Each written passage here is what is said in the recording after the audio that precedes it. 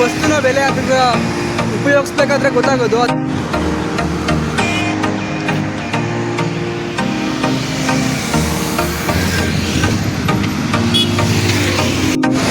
Hi hello ನಮಸ್ಕಾರ, ನಾನು ನಿಮ್ಮ ಮಾದೇಶ್.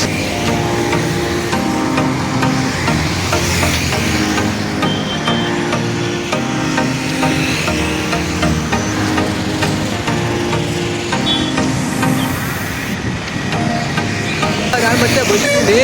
ಇವತ್ತಿನ ವಿಷಯ ಏನಂತಂದರೆ, ನಾನಿವತ್ತು ಬಸ್ ಸ್ಟ್ಯಾಂಡಿಂದ ನಮ್ಮ ಹಾಸ್ಟೆಲ್ಗೆ ನಡ್ಕೊಂಡು ಹೋಗ್ಬೇಕಾದ್ರೆ ನನಗೆ ಅನ್ಸಿದ್ದು ಈ ಥರ. ನಡಿಬೇಕಾದ್ರೆ ಇವಾಗ ತುಂಬ ಬಿಸಿಲಿದೆ, ಅದನ್ನು ಬೇರೆ ಬೇಸಿಗೆ. ಇವಾಗ ಬೇಸಿಗೆಲ್ಲಂತೂ ನಮ್ಮ ಕರ್ನಾಟಕದಲ್ಲಿ ಬಿಸಿಲಂತೂ ತುಂಬ ಜಾಸ್ತಿ ಇರುತ್ತೆ. ಈ ಬಿಸಿಲಲ್ಲಿ ನಾನು ನಡಿಬೇಕಾದ್ರೆ ನನಗನ್ನಿಸ್ತು, ಇಲ್ಲಿ ಬಿಸಿಲಿದ್ದಾಗ ನಡಿಬೇಕಾದ್ರೆ ಅಯ್ಯೋ ಏನು ನಡೆಯೋದು, ಇಷ್ಟೊಂದು ಬಿಸಿಲಿದೆಯಲ್ಲ ಅಂತ ತುಂಬ ಸುಸ್ತಾಗ್ತಾ ಇತ್ತು. ಅದೇ ಮರಗಳು ನೆಟ್ಟಿದಾಗ ಇನ್ನೂ ತಂಪು ಜಾಸ್ತಿ ಆಗಿ ಇನ್ನೂ ನಡೆಯೋದಿದ್ರೆ ಚೆನ್ನಾಗಿರುತ್ತೆ ಅನಿಸುತ್ತೆ.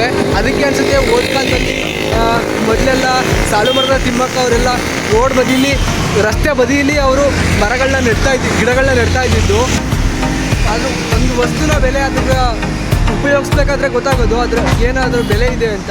ಅದೇ ಥರ ನಾನು ಇಲ್ಲಿ ನಡ್ಕೊಂಡು ಹೋಗ್ಬೇಕಾದ್ರೆ ಗೊತ್ತಾಗ್ತಿದೆ ಅದ್ರ ಒಂದು ಮರ ಎಷ್ಟು ತಂಪು ಕೊಡುತ್ತೋ ಆ ತಂಪನ್ನ ಯಾವುದೇ AC ಆಗಲಿ, ಯಾವುದೇ ಕೂಲ್ ಡ್ರಿಂಕ್ಸ್ ಆಗಲಿ, ಯಾವುದೇ ಕೊಡೆ ಆಗಲಿ ಏನೂ ಕೊಡೋದಕ್ಕಾಗಲ್ಲ.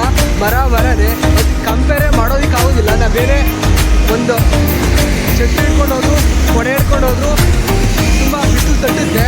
ಆದರೆ ನಾವೇನಾದರೂ ಒಂದು ಮರದ ಕೆಳಗೆ ಇತ್ತು ಅಂತಂದರೆ ಯಾವುದೇ ಬಿಸಿಲು ಒಂದು ಚೂರು ಹೊಡೆಯಲ್ಲ, ತಂಪು ಅನಿಸುತ್ತೆ.